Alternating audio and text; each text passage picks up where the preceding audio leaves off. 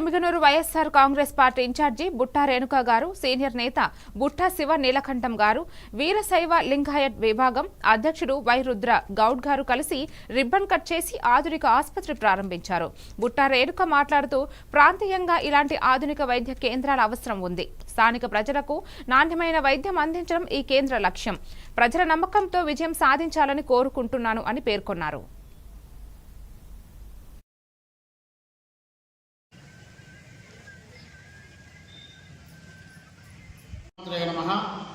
ఆషాఢమాసం ఈ సంవత్సరం బోనాల కార్యక్రమం రేపు వచ్చే ఆదివారం 6వ తారీఖు నాడు ఉన్నాయి. మన గజ్వేల్ పట్టణంలో ప్రతి సంవత్సరం కూడా ఆషాఢమాసంలో 2వ ఆదివారం బోనాలు తీసుకుంటాం. ఈసారి 2వ ఆదివారం ఆషాఢమాసంలో 6వ తారీఖు వస్తుంది కాబట్టి అందరూ ఈ బోనాల కార్యక్రమంలో పాల్గొనాలి. శుక్రవారం నాడు చండీ పారాయణాలు, శనివారం నాడు చండీ హోమము, కుంకుమార్చనలు, సామూహిక అమ్మవారు అభిషేకము, అన్నప్రసాదం ఉంటుంది.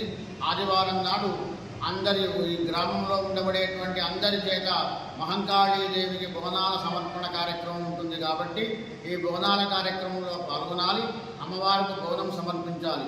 మూడాన్న ప్రీతి మానస అన్నారు. అమ్మవారికి బెల్లపన్నం అంటే చాలా ఇష్టం.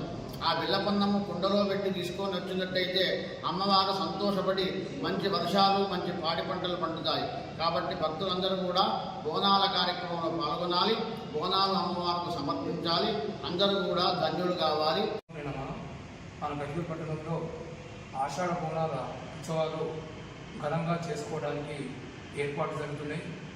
మన గజ్వేల్ పట్టణంలో వెలిసినటువంటి శ్రీ మహంకాళి అమ్మవారి పురాతన దేవాలయం.